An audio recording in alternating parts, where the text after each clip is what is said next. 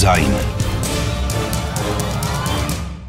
Բարև ձեզ հարգելի ռադիոլսողներ, հանրայինի եթերում կրկին ձեր ձայնն է լսելի, ես Լուսինե Մուրադյանն եմ եւ առաջարկում եմ ոչ միայն մեզ լսել, այլև դիտել մուտք գործեք arm.radio.am կայքը, այնտեղ կարող եք մեզ դիտել, նաեւ Հայաստանի հանրային ռադիոյի Facebook-յան էջի միջոցով կարող եք դիտել։ Այսօր շատ մի հետաքրքիր նախաձեռնության ենք անդրադառնալու Կոնրադ Ադենաուեր հիմնադրամի կոնֆլիկտի տրանսֆորմացիա, կանանց դերակատարությունը հետ պատերազմյան Հայաստանում նախաձեռնության մասին ենք խոսելու, այն նպատակ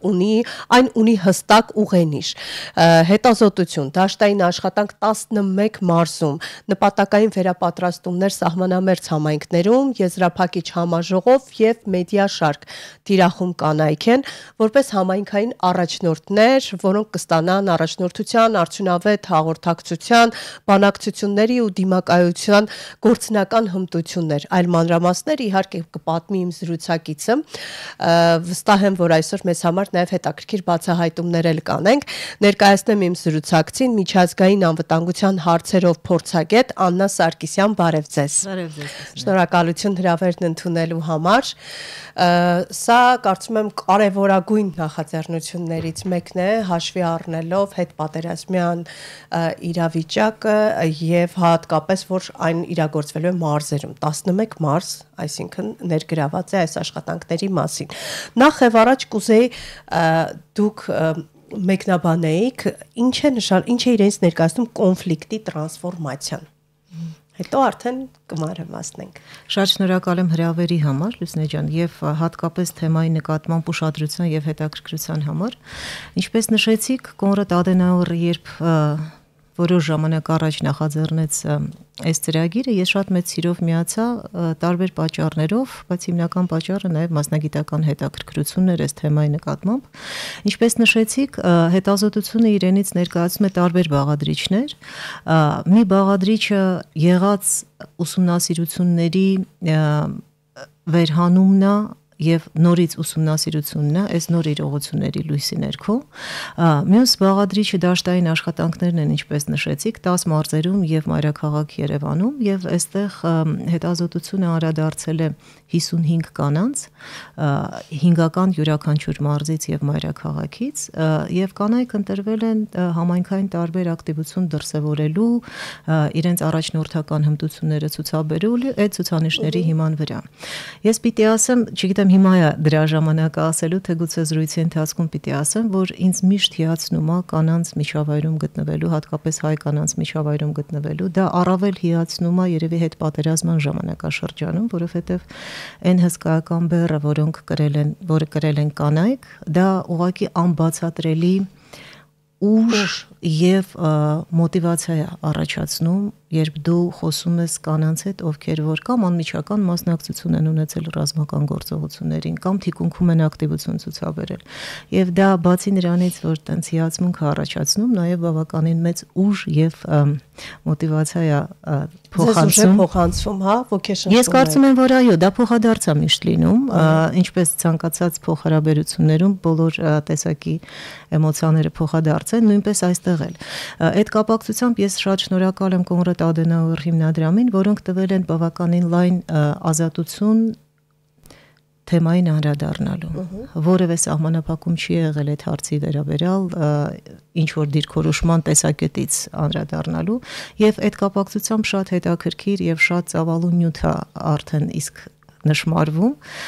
հետազոտությունը դեռ իր ավարտուն տեսքին չի հասել, մենք հիմա վերլուծական փուլում ենք եւ ամփոփում ենք վերլուծականը, մոտավոր չէ, շատ ավելի տենց ուրվագծվող պատկեր կա, պարզապես քանի որ հետազոտությունը նախատեսվում է 1 ամսից պատրաստ կլինի, որը արդեն կարող ենք նաեւ հարորեն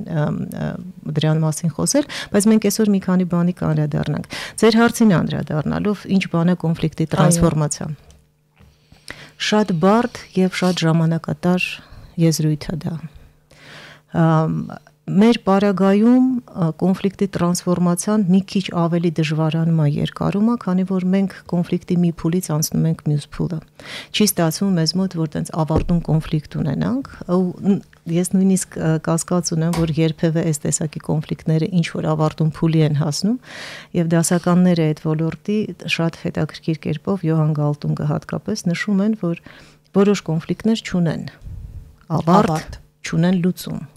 Մենք պարզապես սովորում ենք դրանց հետ, դրանց մեջ ապրելուն։ Դե մարդկային հարմարողականության մասին։ Այո, հենց տրանսֆորմացիան դա է, երբ որ դու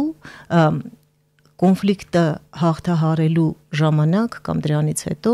վերապրում ես, փոխում ես քո դիրքորոշումները, փոխում ես քո տեսանկյունները, փոխում ես քո փոխհարաբերությունները, եւ քանի որ խաղաղություն իրականացնում են ոչ թե ընկերների ու բարեկամների հետ, այլ հակառակորդների հետ, դա առավել մեծ ջանք ու էներգիա է ենթադրում իրենից։ Ավելի դժվար է, ավելի մեծ գործիքակազմ է պահանջում, ավելի երկար ժամանակ է պահանջում, ավելի մեծ էներգիա է պահանջում եւ ներքին եւ արտաքին, որպեսզի այդ հարցերին անդրադառնալ։ Ինչ վերաբերում է մեր հայաստանյան հասարակությանը, հատկապես երևի թե 20 թվականի պատերազմից հետո 23 թվականի Արցախի հայաթափման հետևանքով բռնի տեղահանությանը, մենք չենք գործադրում այն ողջ գործիքակազմը հասարակության մակարդակով, որն անհրաժեշտ է, որպեսզի մենք սկսենք խոսել կոնֆլիկտի տրանսֆորմացիայի մասին։ Որոշ գործընթացներ իներցիոն բնույթով տեղի են ունենում։ Ինքնաբերաբար, հա։ Այո։ Դրանք տեղի են ունենում եւ դրանք անխուսափելի են, որտեղ դա մարդկային է շատ։ Մարդիկ փորձում են միմյանց օգնել, մարդիկ փորձում են այդ էմպաթիկ վերաբերմունքով ինչ որ կերպ ժողովրդի լեզվով ասած դարման լինել մյուսի դարդին։ Բայց դա բավարար չի, որպեսզի մենք հասարակության մակարդակով խոսենք տրանսֆորմացիայի մասին։ Մասնագետներից շատերն ասում են, որ ցանկացած դժվարություն բերում է իր դրական արդյունքը, տրանսֆորմացիայի տեսանկյունից մարդը ավելի հասունանում է եւ հարթություն է փոխվում իր մակարդակում։ Այս բարագայում եւս մեզ մոտ այդպես է, թե պետ հաշվի առնելով խնդրի կարևորությունը ու խոցելիությունն ու մեծությունը, այս բարագայում նաեւ ունենք բազմաթիվ խութեր, որոնց մասին մենք անձամբ բոլորս անհատապես հոգ չենք տա։ Այո։ Ու գիտեք հետաքրքիրն ինչն է։ Նման իրավիճակներում, երբ որ հասարակությունը անցնում է այսպես վիթխարի արհավիրքի միջով, խնդիրը դադարում է պարզապես խնդիր լինելուց, այլ ընդհանուր հասարակությունը տրավմատիկ հասարակություն է դառնում։ Եվ այդ տրավմատիկ հասարակությունը, քանի որ ունի ստույգ սահմանում, շատ ստույգ դրսևորումներ եւ այլն, շատ դժվար է լինում համապարփակ կերպով կարճ ժամկետում հատկապես այդ հարցերին անդրադառնալ։ Ես մի կողմից օրինակ ընդունելով հանդերձ այդ ողջ տրավման եւ անհատական մակարդակում եւ համայնքային մակարդակում եւ ազգային մակարդակում, բայց մի փոքր կխուսափեի միշտ այդ պիտակավորումներից հասարակության վերաբերյալ որպես տրավմատիկ հասարակություն, որովհետեւ ինչպես նույն առողջության խնդիր ունեցող մարդու նկատմամբ, երբ որ տարբեր են, չէ՞ մարդիկ։ Մի մարդ, որ իմանում է իր ախտորոշումը ավելի ամրանում, փորձում է հաղթահարել դա, ապրել դրա, մյուսը կոտրվում է։ Հիմա քանի որ մենք չենք կարող սпасել անհատական մակարդակում այդ գիտակցումը բարձր, որ պետք է ավելի ուժեղանալ, ջանալ, վերափոխվել, ինքներս տեսակետները փոխել, փորձել հնարավորին կերպ իրականությանը մոտ լինել, որպեսզի հետո այդ հիասթափությունները մեծ չլինեն, ես այդ տեսակետից մի քիչ կխուսափեի հասարակությանը տրավմատիկ։ Ես կարծում եմ, որ այո, տրավմատիկ հասարակություն ասելիս ես կուզենայի, որ դա այդքան էլ մեզ չվերաբերեր, թեև հասկանալով հանդերձ թե ինչ աստիճանի տրավմայի միջով ենք մենք անցել, բայց այնուամենայնիվ այդ պիտակը լավ կլինի, որ մենք չունենանք մեր հասարակության նկատմամբ, որպեսզի մենք կարողանանք նաև այդ մոտիվացիան եւ ապագայի նկատմամբ հետաքրքրությունը եւ կյանքի ուժը ավելի ամրացնել, քան թե դա տենց հեղեղ։ Բայց դուք ձեր սկզբում խոսքի սկզբում ասած հիացական խոսքեր ասացիք հայ կնոջ ուժի վերաբերյալ, կարող ենք ասել, որ հենց այդ ուժն է, որ կարող է իրավիճակ փոխել եւ ոգեշնչման աղբյուր հանդիսանալ ու օրինակ ծառայել այն մարդկանց, որոնք դժվարություններին ավելի չկարողացան ավելի ուժեղ դիմակայել։ Ես բնավ չեմ ուզենա սերով պայմանավորված անենք այդ եզրակացությունները, որովհետև այն ինչ արել են եւ ինչի միջով անցել են նաեւ մեր տղամարդիկ անգնահատելի է։ Եվ այստեղ ես կարծում եմ, որ մեկի եւ մյուսի նկատմամբ առավելության մասին չի բոլորովին, այլ յուրաքանչյուրը իր կարողությունների եւ իր ստանձնած շրջանակի եւ դիրքի միջև, այո, դրա համեմատ արած աշխատանքի է, որովհետեւ առանց մեր տղամարդկանց գործուն մասնակցության եւ այն ամենը ինչ որ իրանք ջանացել են անեն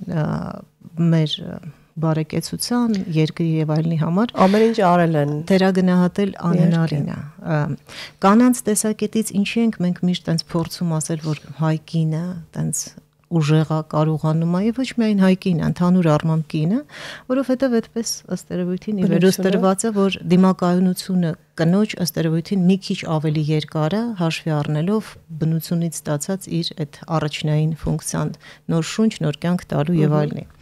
Այդ կապակցությամբ այո, իհարկե, այն ինչ որ հայ կանայք տարել են այս ընթացքում եւ դա վերաբերում է ոչ միայն 20 թվականի պատերազմի եւ դրան հետեւած իրադարձություններին, այլ ընդհանուր առմամբ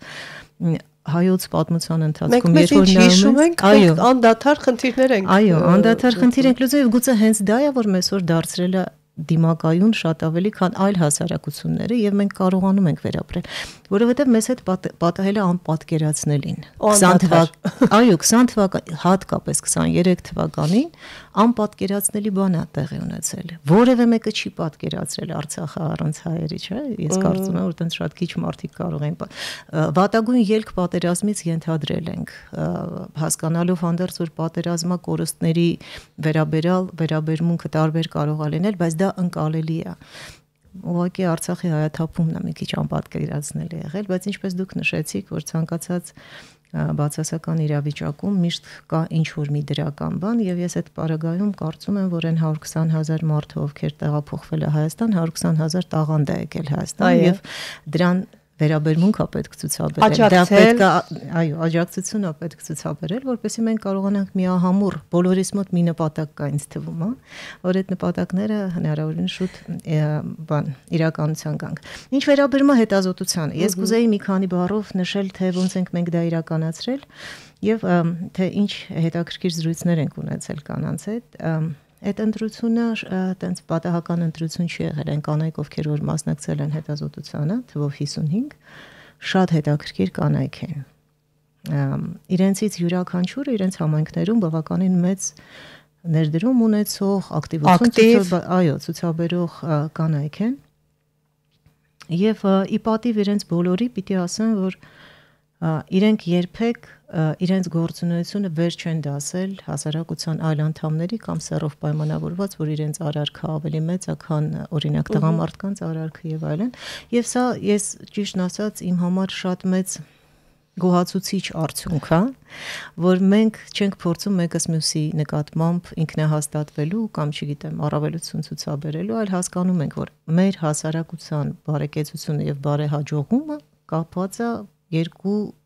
երկուսիս միասին գործունեությամբ, գործակցությամբ։ Այո, համագործակցությամբ յուրաքանչյուրս մեր գործը որն ավելի ի վերուստ ճիշտ դրված է եւ լավ դրված է այդ անելով եւ դրանով առաջնորդվելով։ Հետազոտության հիմնական նպատակն էր այդ թիրախում գտնվող կանանց ներուժի ուսումնասիրությունը, որպեսզի հասկանանք, թե այդ կանայք ինչ կարիքներ ունեն, ինչ կարողությունների զարգացման ծրագրեր են ակնկալում, ինչ տեսակի հեռանկար են տեսնում իրենց համար եւ համայնքում եւ ազգային մակարդակով, որպեսզի կարողանանք որոշ չափով օգտակար լինել իրենց այդ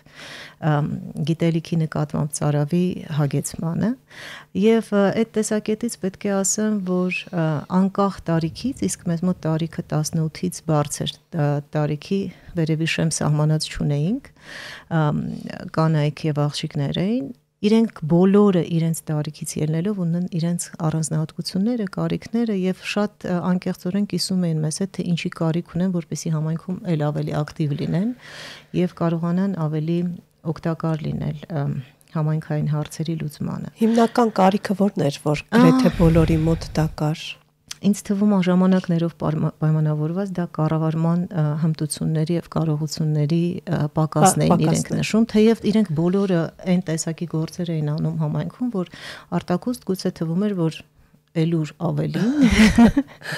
բայց այդ կարիքը եւ կրթության նկատմամբ, ընդհանուր առմամբ կրթության նկատմամբ վերաբերմունքը շատ բարձր էր գնահատված կանանց կողմից։ Մյուս հետաքրքիր դիտարկումս այդ զրույցների ընթացքում հետեւյալն էր, որ մենք նաեւ զրուցում էինք հաշմանդամություն ունեցող կանանց հետ եւ հիմնականում հենաշարժողական հաշմանդամություն ունեցող կանանց հետ, բարձր որ իրենց կարիքները տարբեր են։ Բնական է։ Եվ այդ կանայք հիմնականում իրենց ակտիվությունը ցուցաբերում են շատ սահմանափակ միջավայրում, եւ այդ սահմանափակ միջավայրը նաեւ շարժունակության սահմանափակումն է, որ իրենք ինքնուրույն չեն կարողանում այդ հարցերը լուծել։ Հարմարեցված տարածքներ հատկապես մարզերում մենք տենց շատ քիչ ունենք, նույնիսկ Երևանում ես կարծում եմ, որ այս վերջերս որոշ հարցեր փոփոխություններ նկատում ենք անշուշտ տարբեր բնակավարներում, այդ թվում նաև այդ, բայց ոչ միշտ է որ դա հարմար է։ Ոչ միշտ է, օրինակ այն նույն շենքում, որտեղ ես եմ բնակվում, ես այսօր միայն ուշադրություն դարձրեցի, որ սայլակի համար թեքահարթակը, երբ որ դու բարձրանում կամ իջնում ես, դռան հակառակ կողմն է գալիս, այսինքն նույնիսկ եթե մարդը կարողանում է թեքահարթակով բարձրանալ, բռնակը այն մյուս կողմում այնքը չի կարող բացել։ Այսինքն sense տարական բաներ կան, որոնք մենք աչքին գուցե եւ տեսանելի չեն, բայց այդ մարդկանց համար շատ տարական սահմանափակումներ, շարժունակության հետ կապված սահմանափակումներն առաջացնում։ Եվ ինչն էր հետաքրքիրը, մենք մեր հարցաշարում ունենք բազմատեսակ հարցեր, թե ինչպես է փոխվել կնոջ դերը այս ժամանակներում, տարբեր ժամանակներում մենք չէինք սահմանափակում իրենց ժամանակաշրջաններում, որտեղ տարբեր տարիքի կանայք էին թույլ էինք տալիս, որ անկախությունից ի վեր ով ինչքան հիշողություն կամ գուցե տեսական գիտելիք ուներ պատմական հատուկ ժամանակաշրջանի վերաբերյալ, իրենք կիսվեն իրենց պատկերացումներով։ Բնականաբար անկախությունից ի վեր շատ մեծ փոփոխություն են բոլորը նշում կանանց դերի բարձրացման, տարբեր ոլորտներում իրենց ներգրավման ծավալի եւ որակական ներդրման վերաբերյալ հասարակական կյանքի տարբեր դրսևորումներում հիմնականում տենց երևի ավանդորեն որոշակի գործունեության տեսակներ կան, որ տենց կնոջն են վստահված կրթության ոլորտը, այո, հատկապես, չգիտեմ, նախակրթարանը, դպրոցական կրթությունը եւ այլն, առողջապահության որոշ ոլորտներ, որ էլի ավանդորեն վերապահված էին կանանց եւ այլն, բայց շատերը նկատում են հիմա նաեւ անվտանգության ոլորտի հետ կապված կնոջ դերի բարձրացմամբ եւ ներգրավմամբ, ինչը որ ինձ թվում է ժամանակակից հասարակություններում արդեն անխուսափելի է դառնում, հատկապես փոքր պետությունների պարագայում, ինչպիսի Հայաստանն է, անխուսափելի է կանանց մասնակցությունը անվտանգության հարցերին եւ այդ համակարգում իրենց ավելի մեծ դերակատարմանը, որովհետեւ նույնիսկ եթե խոսելու լինենք բանակում ծառայության մասին, էլի փոքր պետությունը չի կարող թույլ տալ, որ հասարակության կեսը չմասնակցի անվտանգության հարցերին։ Սրանք շատ տենց երևի ռազմավարական մակարդակի հարցեր են, որ երևի փորձագիտական համայնքում պետք է քննարկվեն նախ մինչև որ հասարակության հետ քննարկվեն եւ ես բնավ չեմ առաջարկում, որ դա հենց հիմա պիտի արվի, բայց անվտանգության հարցերին մասնակցությունը կանանց տարբեր մակարդակներում, բանակցային գործընթացներում, թիկունքում, վերլուծական հատվածում եւ այլնում իրենց գործուն մասնակցությունը ուղղակի անգնահատելի է։ Ու եթե մենք կարողանանք հասնել այն ծավալներին, իհարկե խոսքը գնում է որակական մասնակցության, ոչ թե քանակական։ Եթե մենք կարողանանք հասնել այն մակարդակին, երբ սեղանի շուրջ բանակցություններին նաև կանայք են ներգրաված, ես կարծում եմ, որ իրերի դասավորվածությունը ահագին կփոխվի հոգուտ։ Զուտ ուղղակի սերով չպայմանավորենք, էլի, ընտրենք լավագույնին պրոֆեսիոնալին։ Եվ երբ որ ես նոր փորձում եի հիշատակել իմ զրույցները հաշվանդամություն ունեցող կանանց հետ, շատ հետաքրքիր մի նկատառում իրենք արեցին, որ մինչև մարդը չի ունենում որոշակի խնդիր, ինքը նույն ծավալով չի կարող պատկերացնել մյուսի իրավիճակը։ Խնդիրը իրենն է, ինքը գիտի։ Այո։ Եվ այդ կապակցությամբ այդ բոլոր կանայք ում հետ ես որ խոսում էի, տենց մի դիտարկում արեցին, որ շատ մեծ հույսեր էին կապել, երբ մեր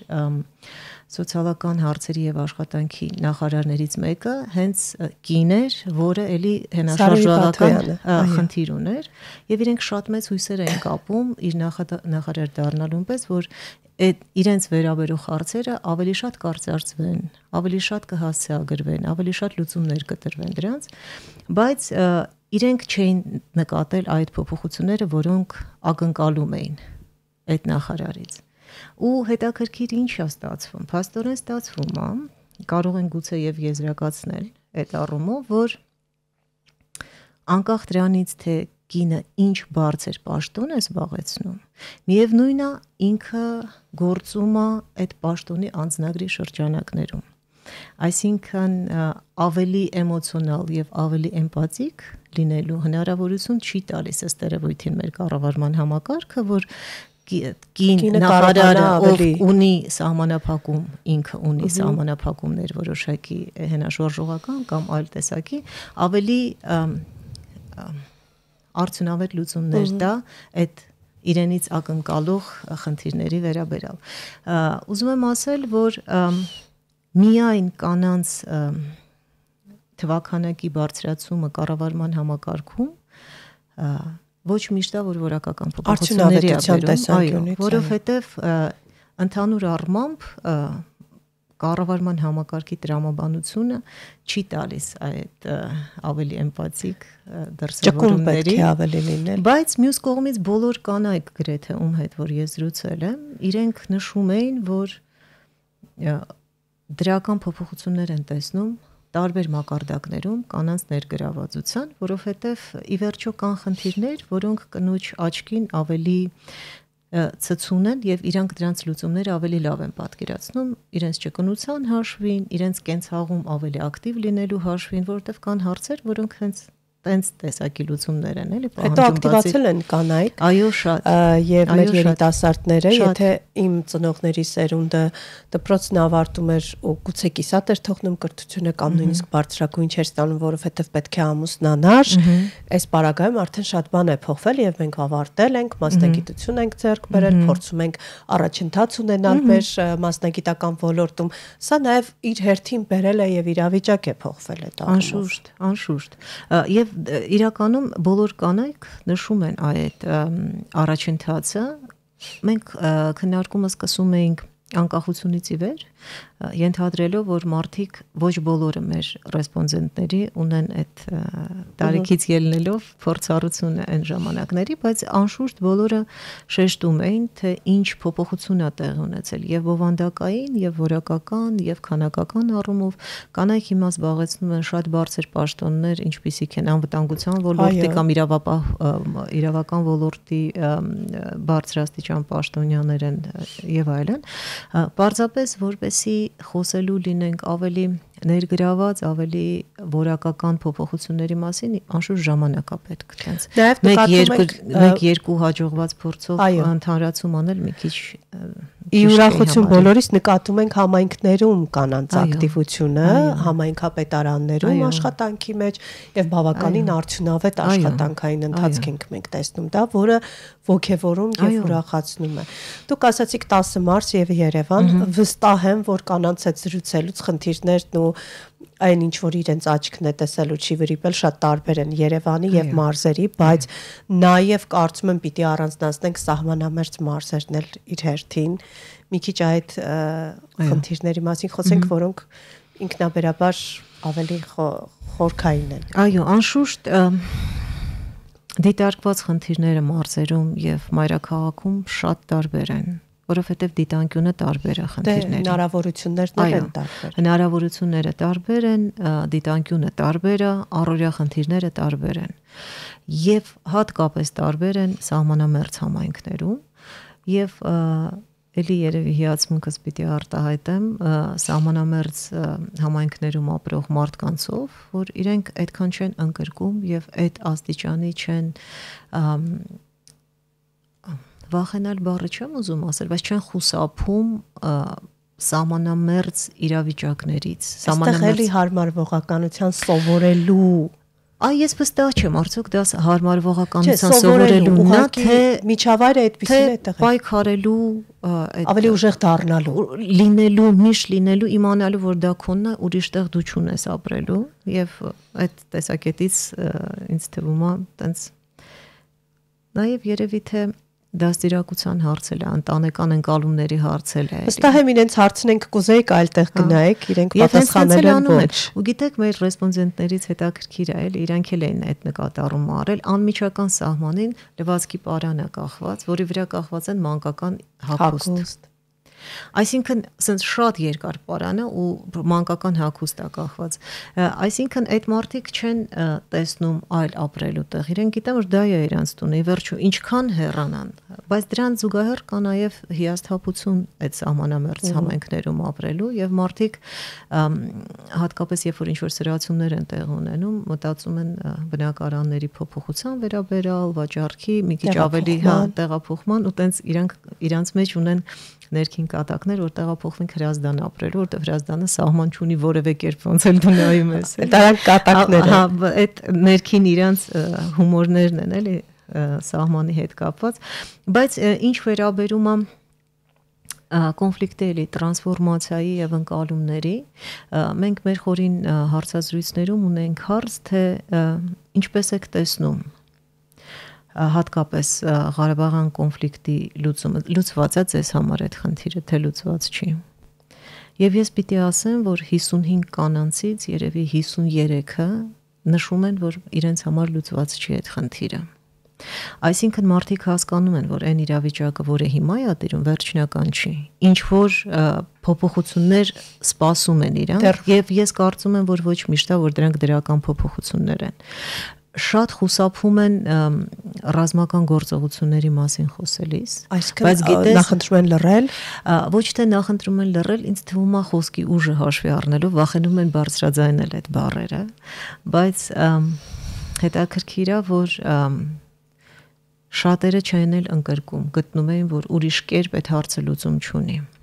Ու եթե ինչ-որ փոփոխությունների մենք պիտի գնանք, ապա իրանք ենթադրում են, որ դա անխուսափելիորեն լինելու է, հատկապես այն ֆոնի վրա մենք խոսում ենք մարդկանց հետ ամառվա ամիսներին, երբ որ որոշակի լարվածություններ կար որոշ սահմանամերձ շրջաններում, հատկապես դրա ֆոնի վրա մի քիչ ավելի այդ լարվածությունը եւ անհանգստությունը ավելի շատ էր, որ հակառակ կողմի նարատիվն այնպեսին է, որ հասնում ենք Երևան, հասնում ենք Սևան եւ այլն, այդ նարատիվների լույսի ներքո իհարկե անհանգստությունը ավելի շատ է եւ մարդիկ ընկալում էին, որ հնարավոր լուծումներից եւ զարգացումներից մեկը նաեւ ռազմական գործողություններն են, որից բոլորը իրականում խուսափում են, որևէ մեկը չի ուզենա, հատկապես մեր թիրախում կանայք են,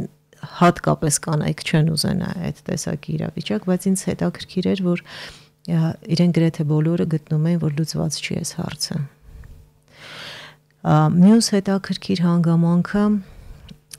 համայնքում իրենց գործունեությունը շարունակելու եւ ընդհանուր առմամբ Հայաստանի ապագայի վերաբերյալ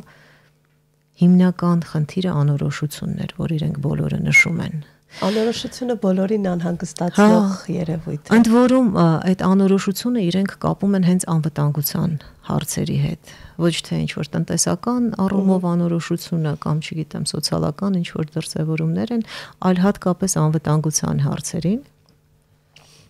Սա մի քիչ սպეციფიկ իհարկե եզրակացություն է, բայց հաշվի առնելով, որ մեր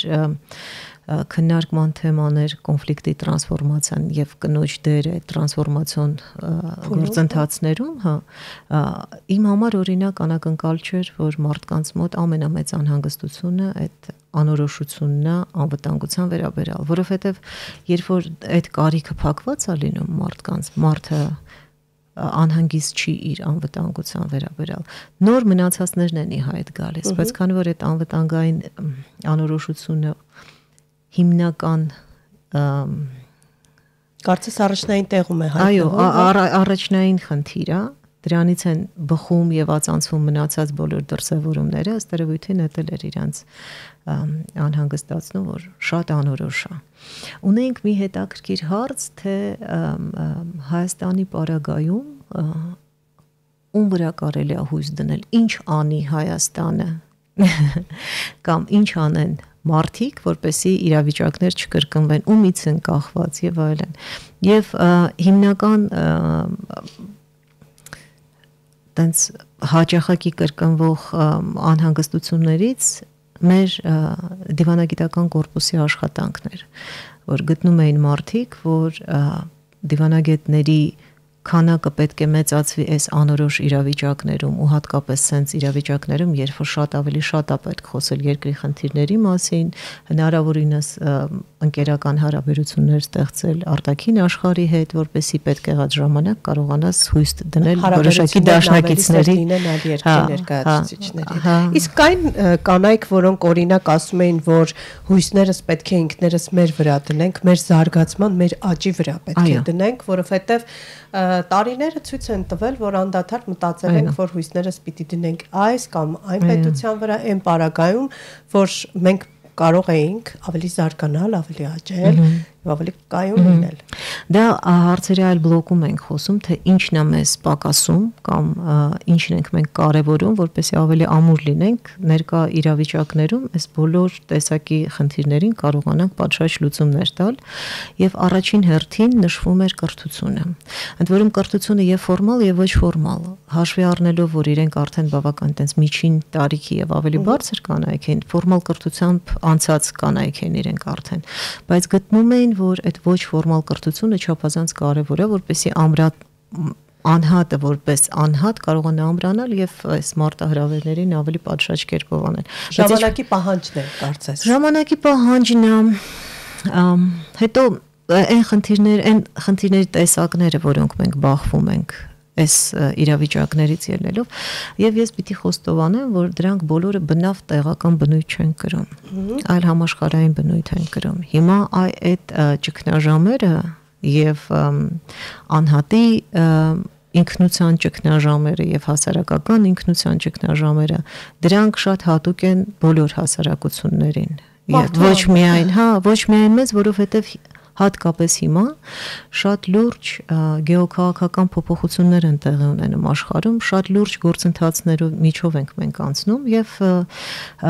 այդ միայն ներհայկական խնդիր չի, պարզապես մեր պարագայում, քանի որ մենք փոքր երկիր ենք եւ տենց վիթխարի արհավիրքի միջով ենք անցել եւ այդ խնդիրներին պատշաճ արձագանքում եւ լուծում չեն տրվել ըստ ընկալումների մարդկանց, դրա համար մեզ թվում է, թե այս մեր շուրջ կատարվող եւ մեր ներսում կատարվողն է, որ տենց հսկայական ազդեցություն ունեն, բայց իրականում դրանք համաշխարհային բնույթ են կրում, ամեն հասարակություն իր ուրույն տեսակի խնդիրների հետ է առնչվում այս գլոբալ փոփոխությունների շրջանում եւ ստեղ իսկապես կարևորվում է կրթությունը եւ վերանայման կարիք ունի կրթական համակարգը, վերանայման կարիք ունի գրեթե ամեն ոլորտ, որովհետեւ ես միշտ այդպես ժամանակի պահանջն է, զարգանում է, փոխվում է, այո, նույնիսկ միջազգային հարաբերությունների տեսությունները այլևս իզորու չեն բացատրելու եւ արձագանքելու ներկայիս իրավիճակներին, այո, որտեղ տեսությունները նույնպես պետք է վերանայման ենթարկվեն, այն ինչ որ հիմա կատարվում է աշխարհում, ոչ միշտ է որ բացատրվում է, ինչպես առաջ բացատրվում էր միջազգային տեսությունների մակարդակում։ Այնպես որ ես ուզում եմ երևի թե շեշտել եւս մեկ անգամ, որ հսկայական ներուժ կա եւ կանանց եւ տղամարդկանց, բայց էլի քանի որ մենք հիմա խոսում ենք մեր հետազոտության թիրախ հանդիսացող կանանց մասին, շատ մեծ ներուժ կա խնդիրներին լուծում տալու, շատ մեծ մոտիվացիա եւ ցանկություն կա այդ կանանց։ Ամենակարևորը գիտակից մոտեցումն է եւ խնդիրները տեսնելը։ Շատ գիտակից, շատ սթափ, որովհետեւ իրենք հողի վրա տեսնում են իրենց խնդիրները։ Բոլորովին խոսքը չի գնում շատ վերամբարձ ինչ որ տենց ստրատեգիական խնդիրների մասին։ Խոսքը գնում է համայնքին վերաբերող, մարզին վերաբերող, մարզային պարագայում խնդիրների մասին, մարդուն վերաբերող, այո, եւ կան խնդիրներ, որ անմիջական լուծում հնարավոր է տալ, կան խնդիրներ, որ ժամանակ է անհրաժեշտ, որպես այդ լուծումները տրվեն։ Սակայն ներուժը հսկայական է եւ եթե մենք կարողանանք որոշ չափով աջակցել այդ ներուժը զարգացնելու, գիտելիքի եւ կարողությունների մակարդակը հասցնելու այն մակարդակին, որն անհրաժեշտ է այսօրվա խնդիրները լուծելուն, ես կարծում եմ, որ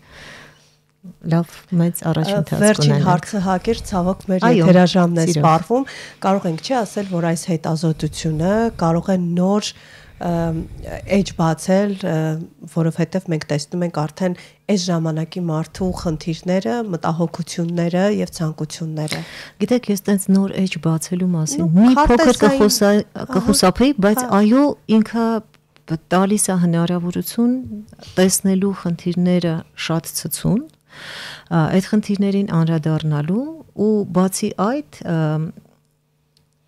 մենք նաև մտադիր ենք ծրագրի շարունակությամբ ներգրավել նաև տղամարդկանց, որպեսզի հետազոտության հաջորդ փուլում ունենանք նաև իրենց կարծիքը եւ դա միայն նոր կկարողանանք տենց ամբողջական եզրակացության գալ հասարակական զարգացումների եւ կոնֆլիկտի տրանսֆորմացիայի վերաբերյալ կնոջ դերի, տղամարդու դերի վերաբերյալ մենք հաջողության կհասնենք միմյանց ձեռք սեղմելով եւ գործակցությամբ։ Ուրիշ կերպ հնարավոր չի։ Շնորհակալություն մանրամասներ ներկայացնելու համար։ Ես հուսամ վերլուծությունները պատրաստ լինելուն պես մենք եւս հնարավորություն կունենանք մեր ռադիոլսողներին պատմելու ամբողջական վերջնական տեսքի մասին։ Հիշեցնեմ, հարգելի ռադիոլսողներ, զրուցակիցս միջազգային անվտանգության հարցերով փորձագետ Աննա Սարգսյանն էր, լինենք իրատես, փորձենք խնդիրները տեսնել եւ ինչու ոչ, եթե հնարավոր է ինքներս նաեւ գտնենք ու կատարենք լուծումներ։ Մնացեք հանրայինի հետ։